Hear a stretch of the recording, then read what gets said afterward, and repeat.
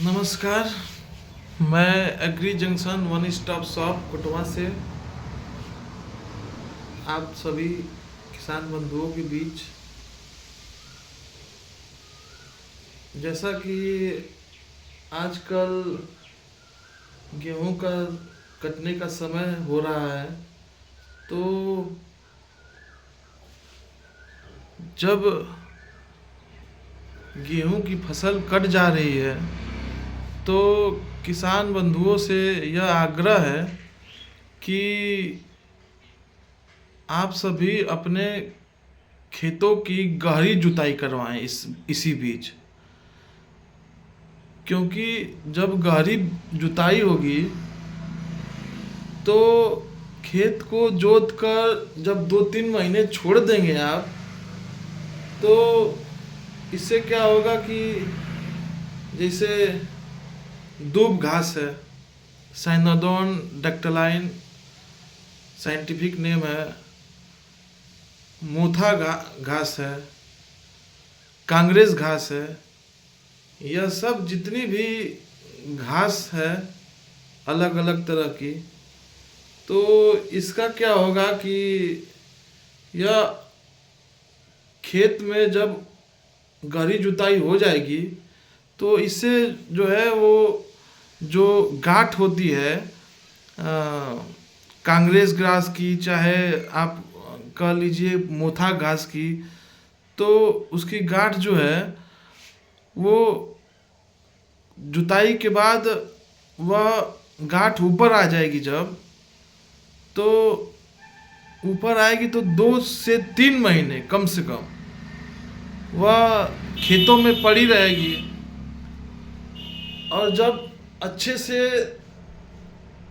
धूप उस पर पड़ेगा तो वह जलेगा मरेगा वह गांठ। तो ऐसे जो है यह 1 साल में तो संभव नहीं है। ऐसा नहीं है कि आप इस सीजन में आप गहरी जुताई करा लिए तो अगले जब खरीफ का सीजन शुरू होगा, यानी जून से जुलाई जब शुरू होगा और धान जब लगेगा खेत में, तो जब धान की रुपाई होगी तो वह घास नहीं दिखेगा आपको। ऐसा एकदम नहीं है। कहने का मतलब यह है कि जब आप इस तरह की अभ्यास जब 2-3 साल लगातार करेंगे, गहरी जुताई करा के छोड़ देंगे खेत की गर्मी के समय में गेहूं कटने के बाद, तो जब निरंतर 2-3 सालों तक यह प्रक्रिया चलेगी तो कहीं ना कहीं इस घास जो है, ये जो अलग अलग 2-3 तरह के घास है, यह घास को कुछ हद तक इसको नियंत्रित किया जा सकता है। तो हमारा किसान भाइयों से यही अनुरोध है कि आप जो है गर्मी के सीजन में गेहूं कटने के उपरांत अपने खेत की गहरी से गहरी जुताई करवाएं और गहरी जुताई करवा के छोड़ दें।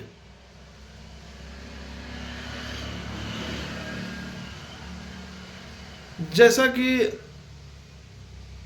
मक्का की खेती जहाँ होती है, गन्ने की जहाँ खेती होती है,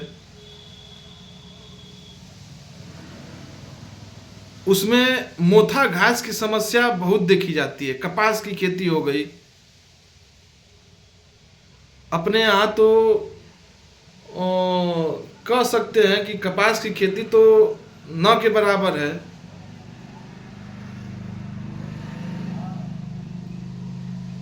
कपास की खेती नहीं है अपने यहाँ मक्के की खेती बहुत कम है, न के बराबर है। तो गन्ने की खेती है अपने यहाँ। जब आप थोड़ा सा इधर आजमगढ़ की तरफ जाएंगे तो सठियाओं की तरफ है गन्ने की खेती। आप जो है मऊ से जब जाएंगे देवरिया की तरफ तो कुशीनगर की तरफ है गन्ने की खेती। तो इसमें मोथे की समस्या बहुत आम देखी जाती है।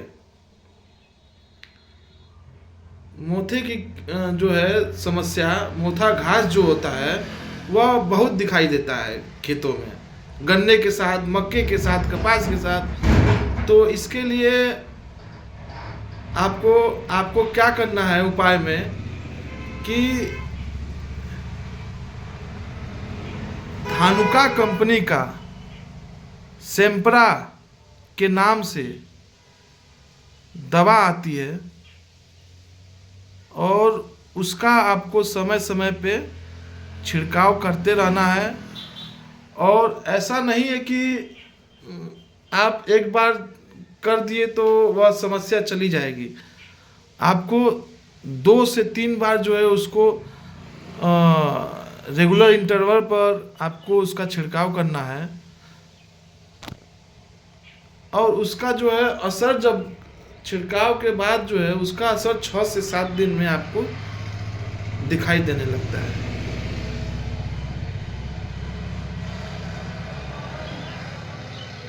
आज का परिवेश किसान बंधुओं, आज का परिवेश ऐसा हो गया है कि जब तक हमारे किसान बंधु वैज्ञानिक विधि नहीं अपनाएंगे, जब तक आप सही फसलों का चयन करके आप सही समय पे दवा नहीं देंगे, सही समय पे आप, जैसे गेहूं में घास की समस्या बहुत आ गई तो आपको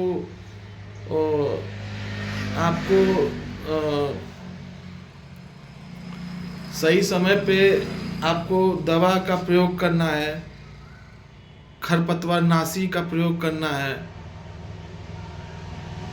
एक अनुमान के मुताबिक कहा गया है कि खरपतवार या कीट यह फसलों को 29%, 20 से 29%, 25, 26, 27, 29%, 30% तक यह पैदावार को कम कर देते हैं। फसलों की पैदावार को 30% तक खरपतवार हो गया या कीट हो गया या कम कर देते हैं। तो आज का दौर वैज्ञानिक विधि से को अपनाने का दौर है। आज का दौर जो है, आप देश में जब वैज्ञानिक विधि नहीं था, जब देश में भुखमरी एक समय आया था तो देश में अनाज की कमी हो गई थी। बाहर से गेहूं को आयातित किया गया, गेहूं हो गया, चावल हो गया। तो उस समय MS स्वामीनाथन जो वैज्ञानिक थे, गेहूं के बहुत बड़े ब्रीडर से प्रजनक थे गेहूं बीज के, तो हरित क्रांति की देन उन्हीं को जाता है। जब देश में हरित क्रांति आई तो मशीनों का दौर शुरू जब हुआ, मशीनों का दौर हुआ शुरू, धीरे धीरे खेती में लोग अपनाने लगे। अलग अलग तरह के नए नवीनतम टेक्नोलॉजियाँ आई। उसके बाद उन्नतशील बीज आए, हाई यील्डिंग वैरायटी आई। उसके बाद देश में जो उर्वरक है, उर्वरक में जब उर्वरक आया देश में तो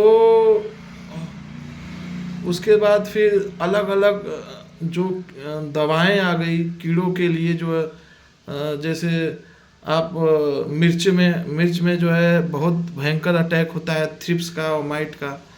तो इस तरह से जब तक आप सही दवा का चयन नहीं करेंगे, अब जैसे प्याज में जो है दिक्कत आता है, अलग अलग कीड़े लगते हैं, थ्रिप्स लगता है, येलो थ्रिप्स जिसको कहते हैं।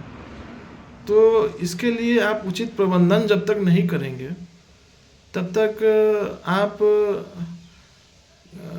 कैसे ये उम्मीद लगा सकते हैं कि हमें इतनी पैदावार लेनी है, हमें इतनी उपज लेनी है। उपज को तो वो 30% तक घटा देगा और आप कहेंगे बाद में कि मरा गई ला, भइबे ना कैल कुछ। तो आपने तो वह काम नहीं न किया जो आपको सही समय पे करना था, जो आपको समय रहते उसका प्रबंधन करना था, उसको उसको समय समय पे पानी देना था, उसको समय समय पे आपको दवा देना था, खाद देना था। तो यह तो आपने किया नहीं, और आप जो है सही पैदावार का अनुमान कैसे लगाएंगे। तो आज के वीडियो में इतना ही। धन्यवाद।